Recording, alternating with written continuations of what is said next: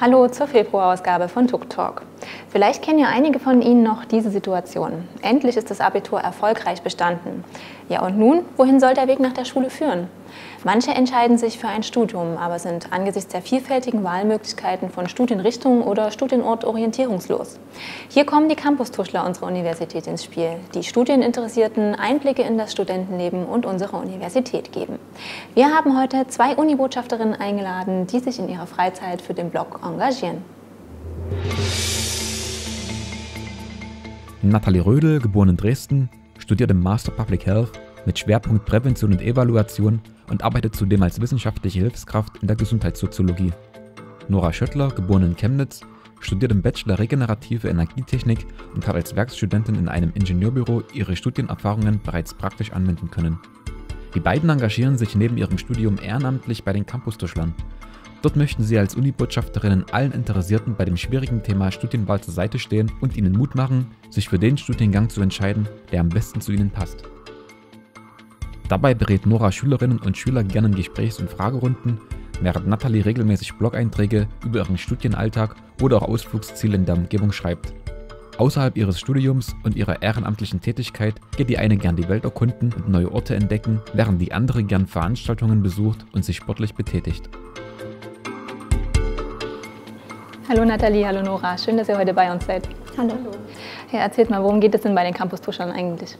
Das ist der Blog der Unibotschafterinnen. Das ist quasi, engagieren sich Studierende ehrenamtlich und berichten von ihren Erfahrungen während des Studiums, um Studieninteressierten und SchülerInnen zu zeigen, wie Studieren ist und warum man studieren sollte. Sie beraten quasi und helfen bei der Studienfach- und auch Studienortswahl. Der Blog wurde 2014 nach dem Vorbild anderer Unis eingerichtet und mittlerweile sind wir 19 Unibotschafterinnen, wo auch Nora und ich dazu zählen.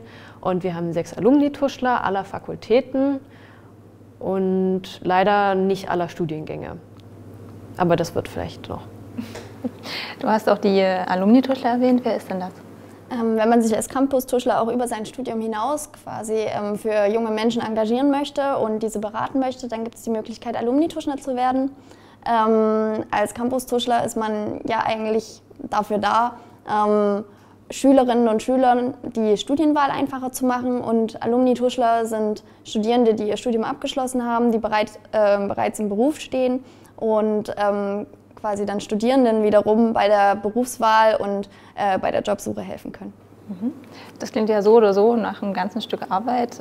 Was sind denn so die Aufgaben eines Campustuschlers?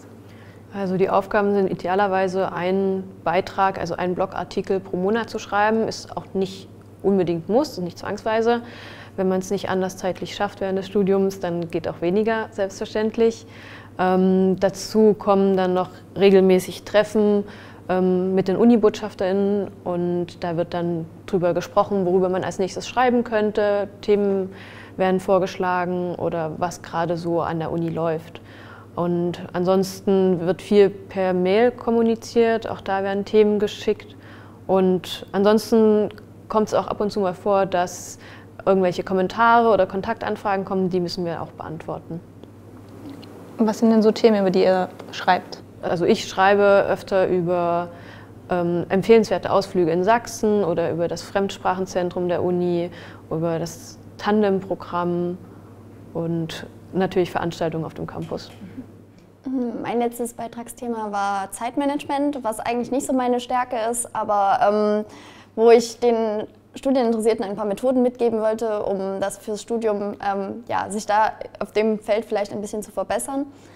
Ansonsten bieten die Campustuschler auch noch die Möglichkeit, Schüler direkt zu beraten in sogenannten Gesprächsrunden. Das heißt, entweder kommen interessierte Schüler, die sich vorher in eine Liste eingetragen haben, zu uns an die Uni, beziehungsweise ganze Klassen oder Klassenstufen. Und dann finden sich eigentlich Campustuschler aus jedem Fachbereich zusammen, die den Schülern ihre Fragen beantworten. Ansonsten geben wir noch eine Handreichung und eine Broschüre heraus und haben mehrere Kooperationen mit der Pressestelle und mit unserer zentralen Studienberatung, die dann zu Kooperationen mit auch Studienberatungsinitiativen wie Pack dein Studium Zusammenhängen einhergehen. Und ja, da sind auch schon viele schöne Artikel entstanden, die dann auch auf der Uni-Webseite veröffentlicht wurden. Also es ist eine große Vielfalt an Möglichkeiten, die man bei unserem Projekt hat. Ihr seid ja jetzt auch beide schon eine ganze Weile dabei. Was würdet ihr denn jemandem empfehlen, der jetzt noch einsteigen will? Also erstmals zu sagen, dass mittlerweile haben wir aus jeder Fakultät eine Uni-Botschafterin, allerdings nicht von jedem Studiengang. Also auf jeden Fall sind alle angesprochen, was das anbetrifft. Sobald man Lust hat zu schreiben oder auch bei solchen Schülerrunden teilzunehmen.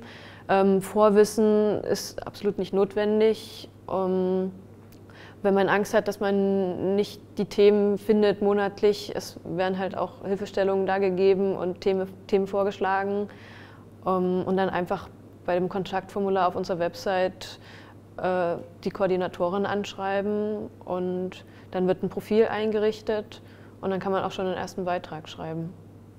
Ja, und es ist eigentlich so, dass man sich wirklich keinen Druck machen sollte, wenn man sagt, man möchte dort teilnehmen. Es ist eine absolut ehrenamtliche Sache und man kann über alles berichten, was einen interessiert, alles, von dem man denkt, dass es vielleicht den Studienanfänger interessieren könnte.